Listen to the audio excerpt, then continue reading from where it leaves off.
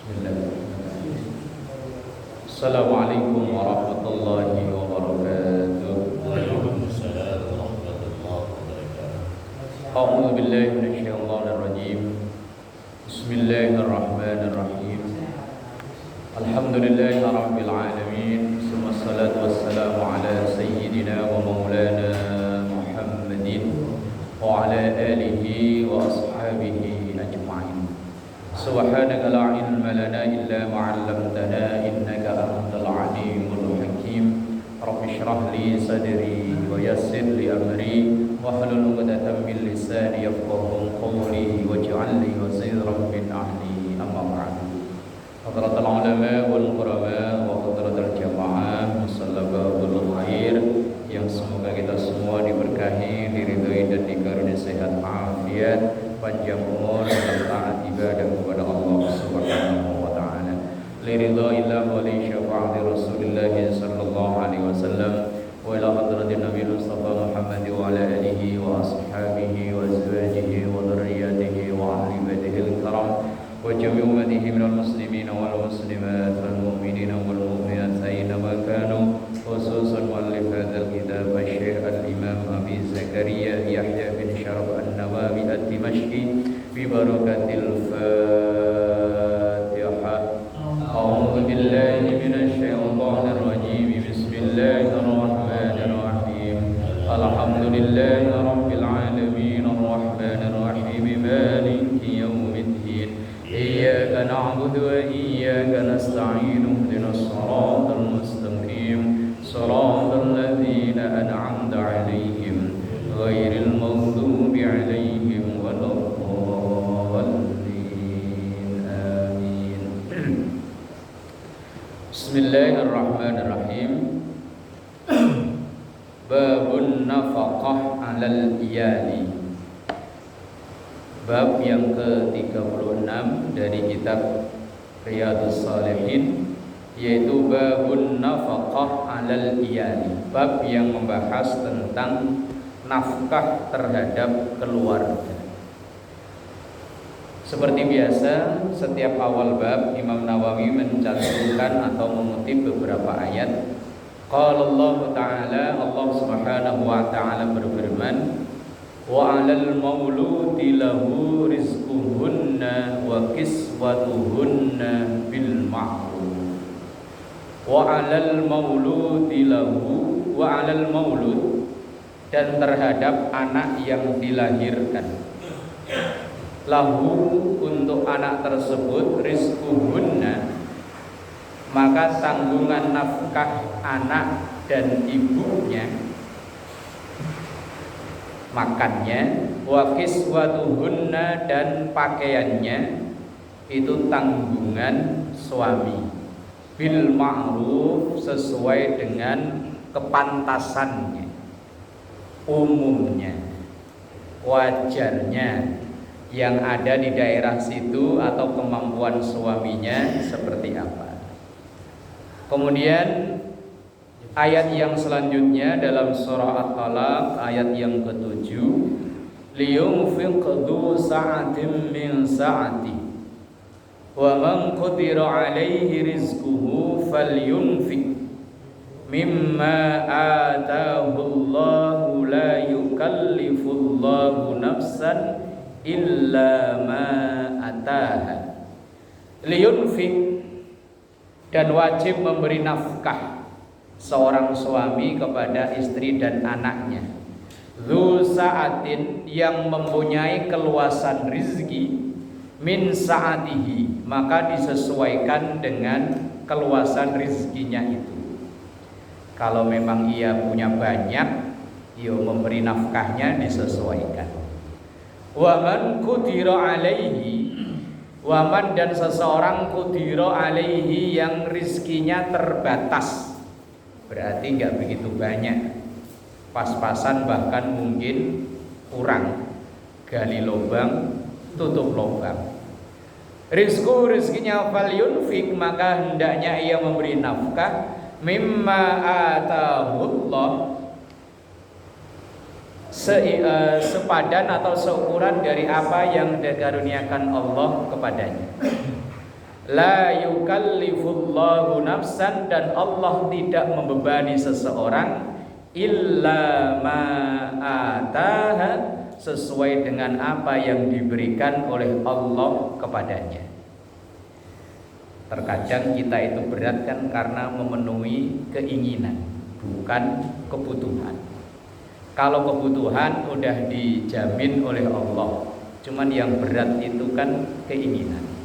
Kadang kebutuhan kita ini nggak seberapa ya, teman keinginannya yang seabrek-abrek. Nah iya, aturan punya Supra yang penting sampai ke tempat kerja, karena musimnya PCX ya ganti. Akhirnya mumet mikir kreditan bulanan karena gengsi.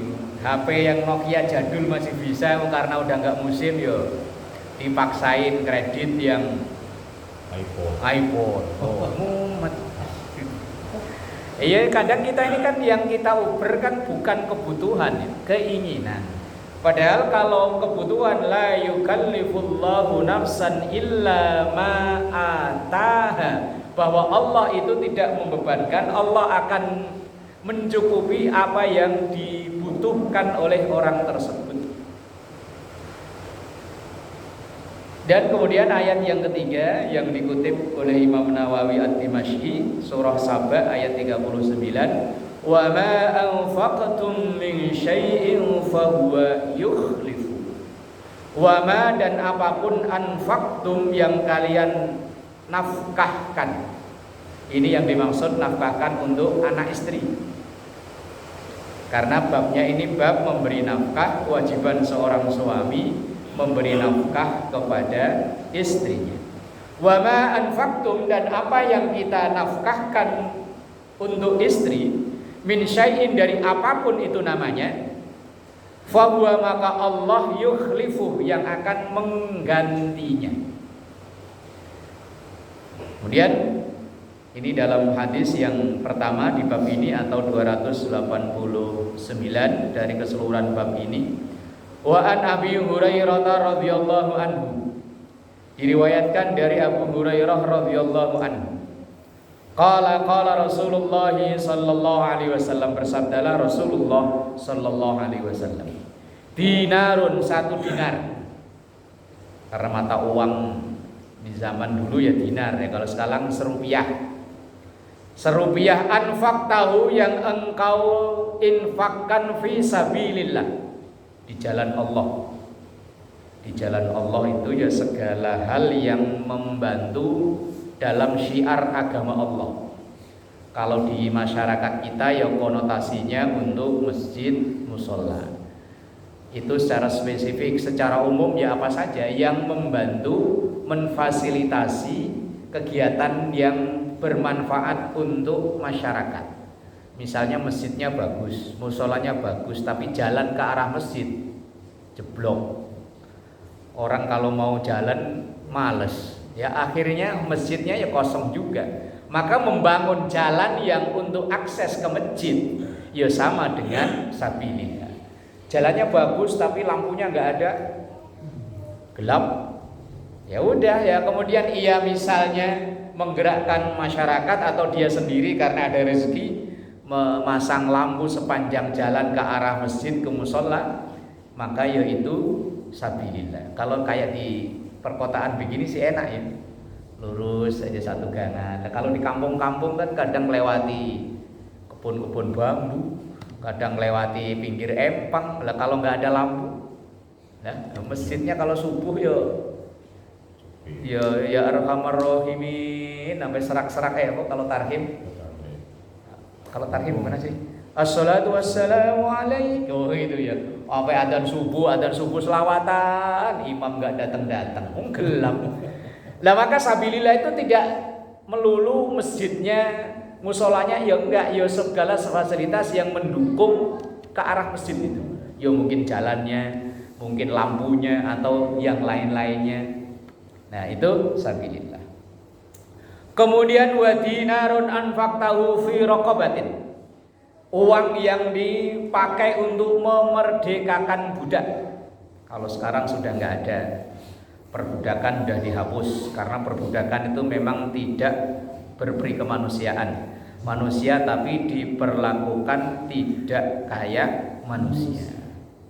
Maka dalam Islam setiap ada pelanggaran berat itu hukumannya memerdekakan budak. Ini termasuk cara agama Islam untuk menghapus perbudakan. Kalau langsung dihapus ya berat karena udah kadung mendarah daging, mengkadung membudaya. Lah kalau budaknya sih seneng. Lah bos-bosnya ini yang punya budak banyak tiba-tiba langsung dihapus kan juga nggak terima mereka. Nah maka cara menghapusnya kan bertahap. Wa dinarun, dan uang atau dinar atau serupiah tasaddaqta yang engkau sedekahkan bihi dengan dinar tersebut ala miskinin untuk membantu orang fakir miskin.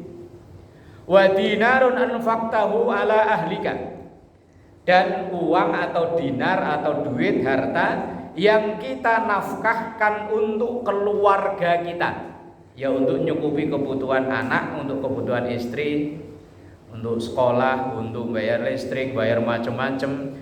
A'dhamuha, yang paling besar ajron pahalanya dari kesekian yang disebutkan itu tadi, membantu untuk sabilillah, memerdekakan budak, membantu fakir miskin, kemudian menafkahi keluarga. Di antara itu semua yang paling besar pahalanya adalah anfaqtahu ala ahlika, yaitu sesuatu yang kita nafkahkan untuk keluarga kita. Berarti nggak usah nyumbang masjid, ya bukan begitu. Konotasi pemahamannya, mafhumnya tidak begitu. Artinya keluarga, urusan kewajiban keluarga itu diberesin dulu, setelah itu baru keluar. Ini sedekah ke masjid rajin tapi anak sekolah bayar nunggak, ya keliru. Karena kita sedekah itu hukumnya sunnah, sementara memenuhi kebutuhan keluarga itu hukumnya wajib. Kebutuhan loh ya, bukan keinginan loh ya. Kebutuhan. Bayar sekolah itu kan kebutuhan, untuk makan sehari-hari kebutuhan. Terus listrik sekarang ya jadi kebutuhan. Kalau kuota? Kebutuhan ya sekarang ya. Kuota itu pulsa, kebutuhan apa keinginan ini? Kebutuhan sekarang ya. Iya, anak sekolah, orang kerja ya sekarang pakainya itu ya. Nah, orang kerja kan sekarang pakainya wifi kuota lah ya. Ya sekarang kebutuhan sekarang. Kalau dulu mah ya malah belum ada dulu. Nah, iya. Lah dari kesemuanya itu yang paling istimewa, pahalanya paling besar adalah untuk mencukupi kebutuhan keluarga. Karena kenapa memenuhi kebutuhan keluarga itu lebih besar pahalanya daripada untuk sedekah dan lain-lain? Karena kalau kebutuhan keluarga itu hukumnya wajib, sementara sedekah hukumnya sunnah. Lah maka wajib nilainya lebih besar daripada sunnah. Lah kalau untuk jalan-jalan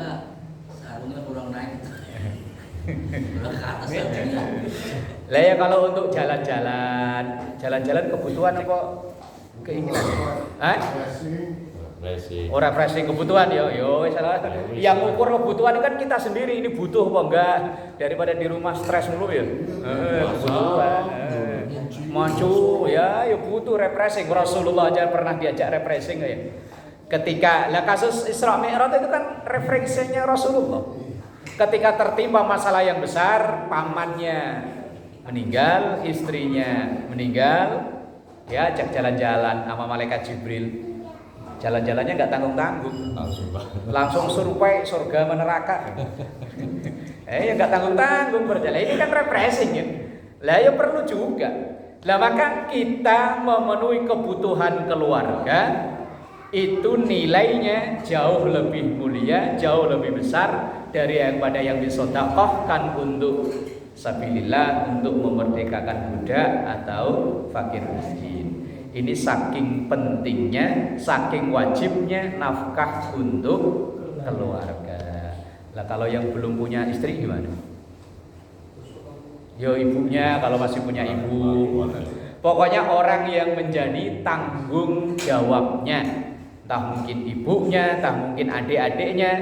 Karena dalam hadis ada dalam kitab Mukhtarul Ahadits kalau nggak salah, saudara tua itu posisinya seperti bapak terhadap anak-anaknya. Itu seandainya misalnya bapaknya udah nggak ada, terus kita sebagai anak pertama, maka kita sebagai anak pertama itu posisinya menggantikan bapak. Ya dalam hal nafkah, terus dalam hal kewajiban kita yang lain, dan juga hak kita untuk dihormati seperti layaknya orang tua. Ketika misalnya orang tuanya sudah tidak ada. Nah ini dalam hadis riwayat Muslim, memberi nafkah untuk keluarga itu karena hukumnya wajib, sementara untuk bersedekah dan lain-lain hukumnya sunnah, maka yang didahulukan adalah keluarga. Jangan sampai kita sering traktir temen, nongkrong-nongkrong, biaya kadang sampai biayanya nggak sedikit, giliran nyampe rumah dimintain uang belanja, istri suruh bikin proposal. Bikin proposal, cabai berapa, iya loh, kemudian ini, loh Pak nih sekian, oh ya udah ACC kalau yang ini dipotong. Giliran nongkrong sama temen-temen gak hitung-hitungan. Nah ini ya keliru. Walaupun iya ya sedekah kan, nongkrong naktir ya sedekah, tapi sedekah itu hukumnya sunnah. Lah memberi nafkah terhadap keluarga hukumnya wajib, maka memberi nafkah terhadap keluarga lebih didahulukan daripada sedekah yang hukumnya sunnah. Wajib itu lebih didahulukan atau pahalanya lebih besar daripada sunnah. Tetapi dalam kitab Asbah wan Nadhair memang ada pengecualian. Kalau dalam bahasa kitabnya namanya istisna. Ada beberapa kasus yang sunnah itu lebih besar pahalanya daripada wajib. Misalnya yang pertama, memberi salam itu hukumnya sunnah. Menjawab salam secara umum hukumnya wajib. Sunnah dan wajib, tapi dalam hal ini pahalanya lebih besar yang memberi salam, walaupun hukumnya sunnah. Menjawab salam hukumnya wajib, karena kewajiban ini baru ada ketika ada orang yang mengucap salam. Maka orang yang mengucap salam yang pertama walaupun hukumnya sunnah, nilainya lebih besar daripada yang menjawab walaupun hukumnya wajib.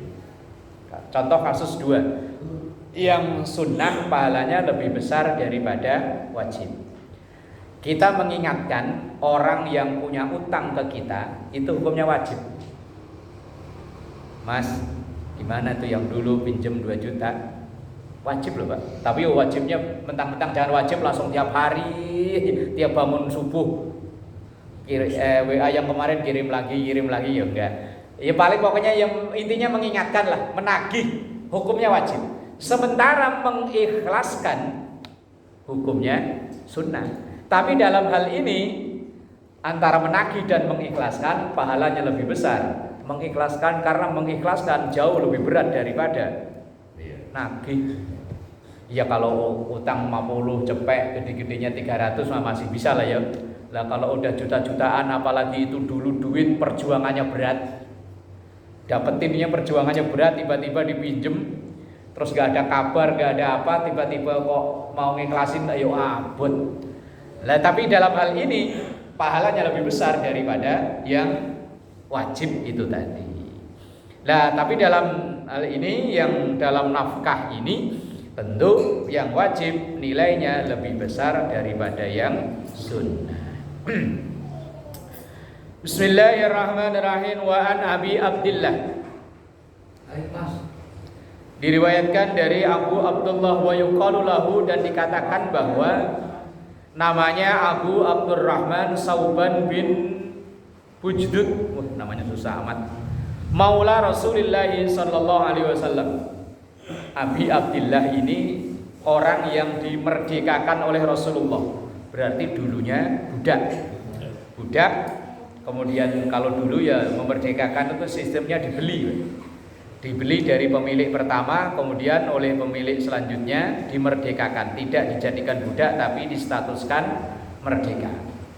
Lah seperti Bilal yang namanya populer sampai sekarang jadi muadzin, Itu dulunya budak dari seseorang kaya namanya Umayyah bin Khalaf.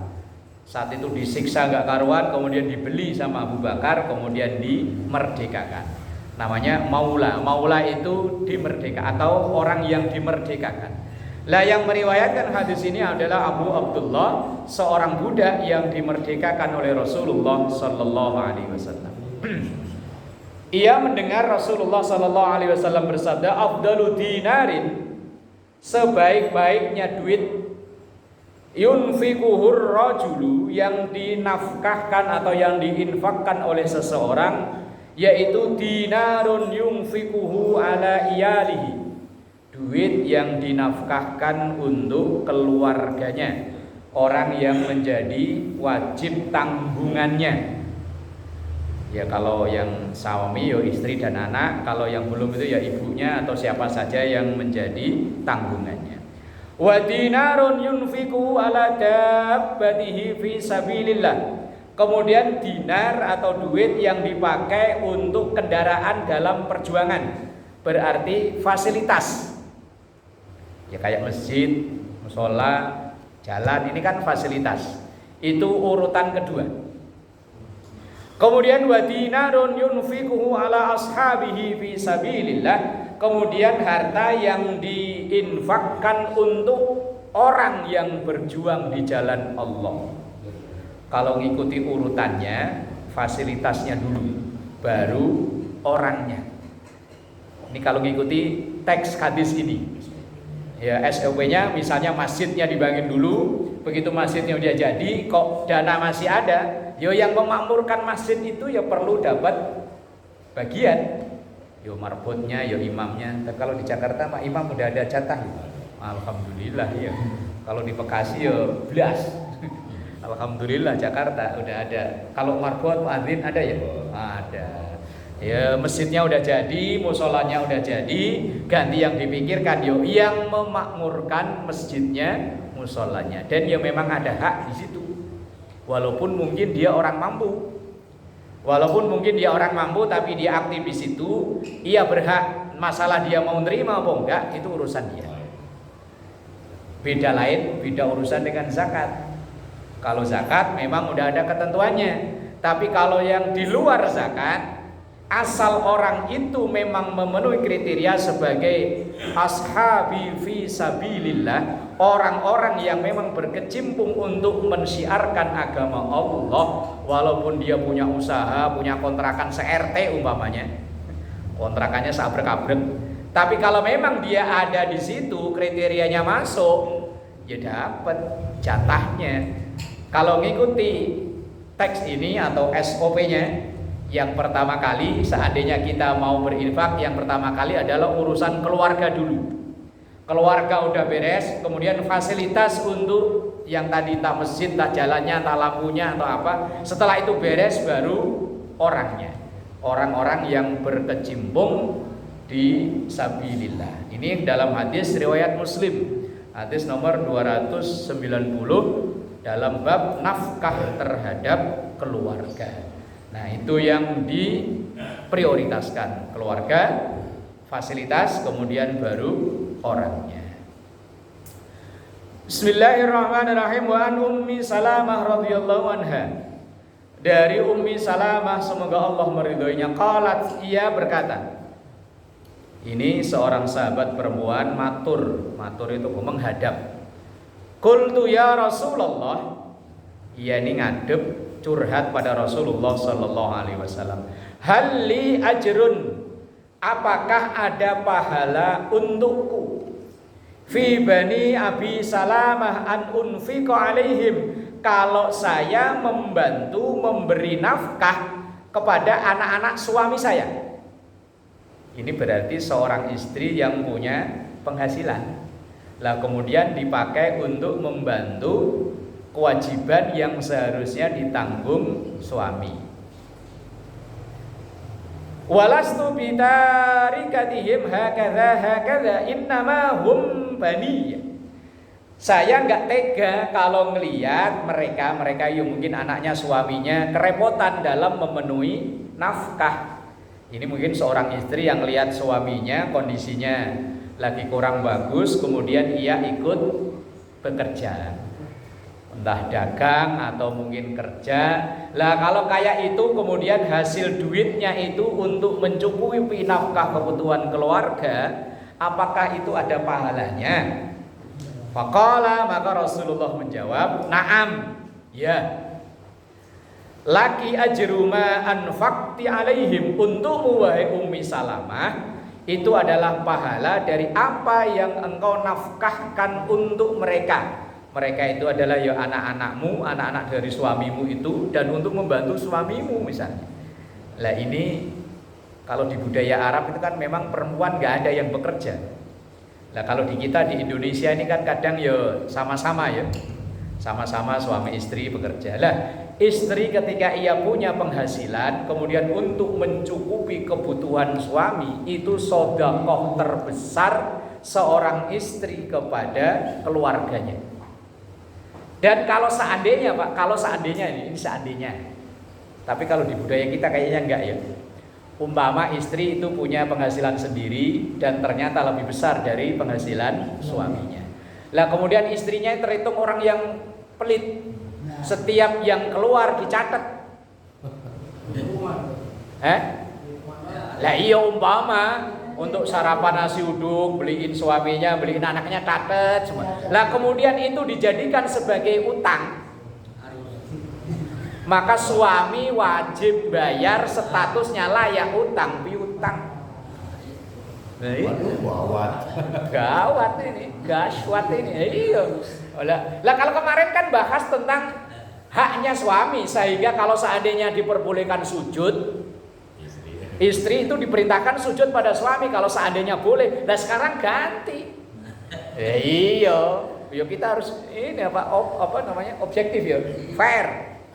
Bahkan dalam Islam Pak, kalau kita ngaji ya, hak dan kewajiban suami dan istri, misalnya dalam kitab Uqudul Lujain fi Haqqiz Zaujain, nama kitabnya.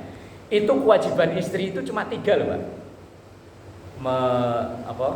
Mengandung, melahirkan, melayani. Kan itu kan efek dari melayani itu loh. Efek dari melayani itu mengandung, melahirkan, menyusui. Aslinya wajibnya cuma 3 itu. Lah kok istri kok sampai dia nyapu, ngepel, gosok, apalagi yang di rumah itu, nyuci dan lain-lain. Itu aslinya kalau dia minta bayaran, wajib bayar. Cuman hebatnya wanita Indonesia, dia nggak minta bayaran. Wah, senang yang denger. Apa perlu nggak pakai mic ya? Nggak usah pakai mic, ini bahaya nih kalau didengar. Udah terlanjur ya? Lanjutin saja. Loh, ya kalau kita mengikuti hukum Islam ya, istri itu kewajibannya hasil dari melayani suami itu kan 3 itu kan, mengandung, menyusui, melahirkan dulu lah, masa menyusui dulu. Nah itu, selain itu semuanya adalah kewajiban suami. Masalah nyusunya gantian. Hujan-hujan begini jangan ngomong begitu ah. Gak enak ngomong itu. Jangan biarin lagi kusuk. Lagi kusuk. Biar lagi heboh juga biarin lagi kusuk. Nah inilah hebatnya wanita Indonesia, tanpa ada perjanjian hitam di atas putih. Begitu ia statusnya sebagai seorang istri, tanpa disuruh ia gosok, ngepel, nyuci, pokoknya semua pekerjaan rumah dia kerjain.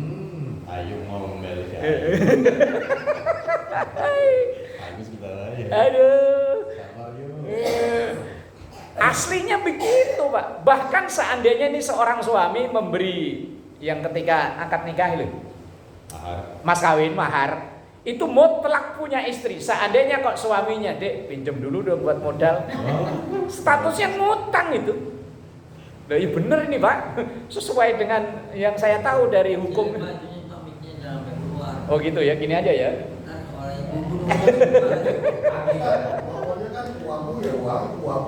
Nah itu aslinya itu, bener itu. Itu kata-kata itu walaupun kelihatannya kayaknya bercanda, itu saya pernah baca dalam kitab Mukhtarul Ahadits itu begitu Pak. bahwa uang kita sebagai suami itu ada haknya istri, tapi uangnya istri nggak ada hak untuk suami. Oh. Nah, itu omongan kelihatannya bercanda, tapi asli bener itu. Bahwa uang kita nih para suami itu di situ ada hak untuk istri. Tapi seandainya istri itu punya uang warisan dari keluarganya atau mungkin punya usaha, kita sama sekali nggak punya hak uang istri itu. Seandainya istri mau ngapa-ngapain di uangnya itu beli apa, kita nggak bisa ngelarang, Pak. Tapi minta terakhir boleh, Sa. Ya boleh. Itu makanya tadi itu sodakohnya istri yang terbesar untuk suami. Lah ini kan sahabat Ummu Salamah kan nanya, ya Rasul, kalau saya membantu suami saya memberi nafkah ke anak-anaknya, apakah ada pahalanya? Oh, itu pahala gede, sodakoh itu. Istri ngepel dan lain-lain itu sodakohnya istri buat.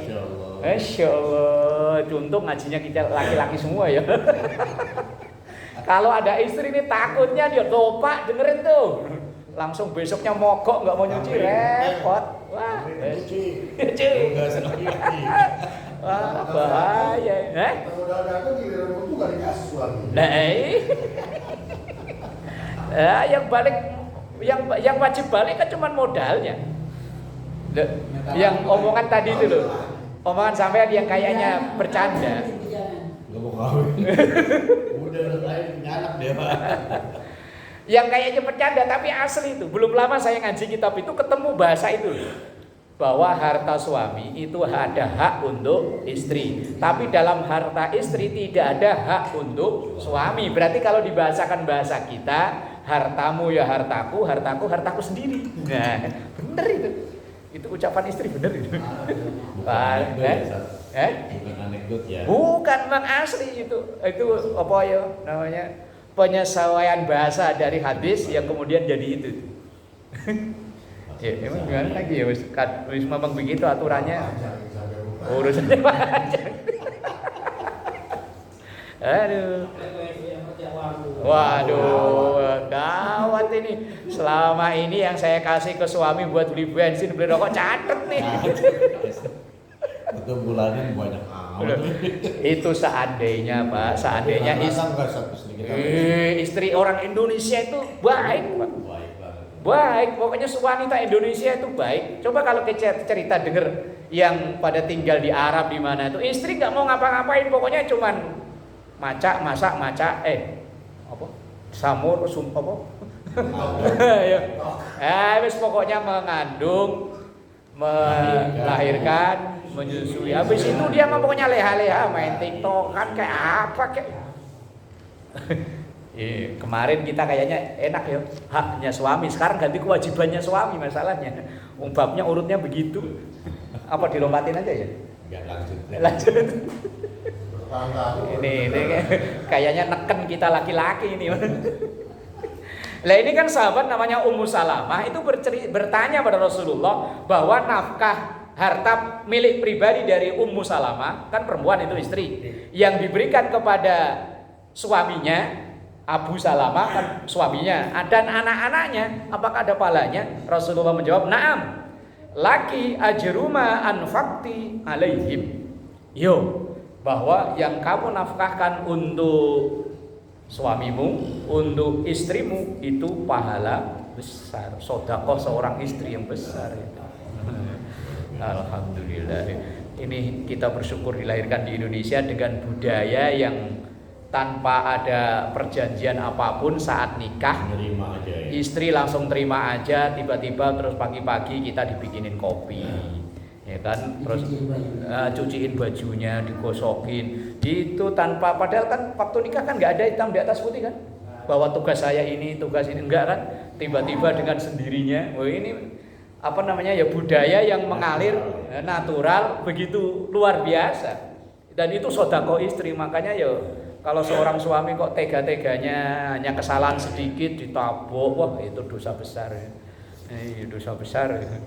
Maka seorang istri ya boleh mengajukan gugat cerai kalau seandainya ya tadi suaminya mukul dan lain-lain. Bismillahirrahmanirrahim. Wa an Sa'id bin Abi Waqqas, dari sahabat Sa'ad bin Abi Waqqas, fi hadisihi tawil, dalam hadis yang panjang, alladzi qaddamnahu fi awalil kitab, yang sudah kami bahas di awal kitab. Udah berapa tahun yang lalu berarti. Fi babin niyati, dalam bab niat. Anna Rasulullah sallallahu alaihi wasallam qala, sesungguhnya Rasulullah sallallahu alaihi wasallam bersabda, wa innaka lan tunfiqa nafaqatan tabtaghi biha wajhallah illa ujirta biha hatta ma taj'alu fi fayyi imra'atika. Ini Rasulullah berbicara kepada sahabat namanya Sa'ad bin Abi Waqqas. Rasulullah bilang begini, apapun yang engkau nafkahkan untuk keluargamu, apapun itu bentuknya, yang penting itu untuk memenuhi kebutuhan. Wajah Allah, dan engkau niatkan lillahi ta'ala, ikhlas wes pokoknya, enggak mikir apa, pokoknya lillahi ta'ala. Maka illa ujirta biha, maka engkau akan diberi pahala dari apa yang engkau nafkahkan itu, hatta ma taj'alu fi fayyi imra'atika, sehingga apa saja yang nempel di tubuh istrimu, yang itu dari nafkahmu, itu adalah sedekah yang akan menjadi nilai pahala. Bismillahirrahmanirrahim. Idza anfaqar rajulu ala ahlihi yahtasibuha fahuwa lahu shadaqah. Ketika seorang suami memberi sedekah, memberi nafkah kepada istrinya yang ikhlas karena Allah, maka bagi seorang suami itu sedekah. Wa an Abdullah bin Amr bin As radhiyallahu anhuma, dari sahabat Abdullah bin Amr bin As, semoga Allah meridhai keduanya. Qala Rasulullah sallallahu alaihi wasallam, kafa bil mar'i isman, kafa cukup, bil mar'i seseorang itu isman memperoleh dosa, ayyudayya menyia-nyiakan, mayyakutu orang yang menjadi tanggungannya.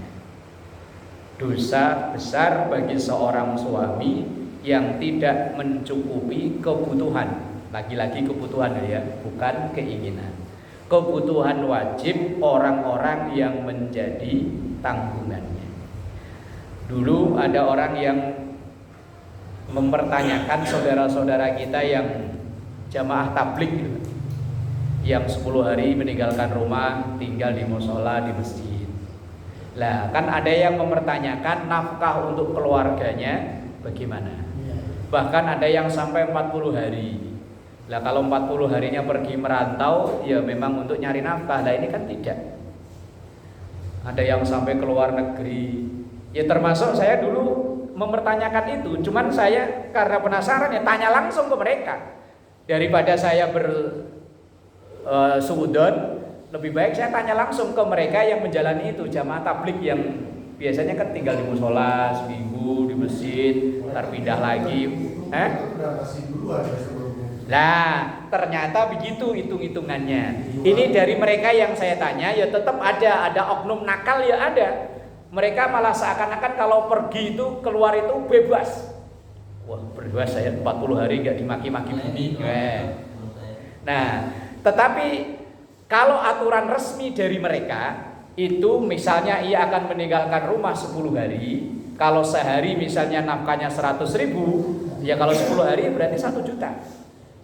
Dan ada tambahan biaya tak terduga paling 1.200.000. Ini penjelasan dari mereka sendiri yang aktif di jamaah tabligh. Tapi kata mereka, tapi ada juga anggota kita yang nakal. Nakal itu maksudnya kalau dia pergi, istrinya gak ditinggalin apa-apa, udah. Ya pergi gitu aja. Ya di mana aja, di organisasi mana aja kan ya ada aja yang oknum-oknum nakal itu kan ada aja. Kalau aturan resminya mereka ya bagus, Pak. Ya cuman memang dalam segi materi mereka cukup, tapi kan yang lainnya wong istri yo enggak cuma butuh duit tok ya. Iya, butuh diajak jalan-jalan, Ayo, keluarganya berantakan. Ya, sembuh. Aslinya kalau dalam aturan resminya ya seperti itu. Ada biaya yang wajib, ada biaya sunnah yang biaya tambahan. Misalnya kalau sehari 100, 10 hari ya juta, kemudian ada biaya sunnahnya entah juta 200 tambahan. Itu aturan resmi. Tapi yang nakal ya ada aja yang tadi itu malah menggunakan kesempatan. Nah kesempatan nih 10 hari kita furut keluarga diomelin sama bini, kuping adem. Lewat di rumah mungkin tiap hari dimaki-maki mulu.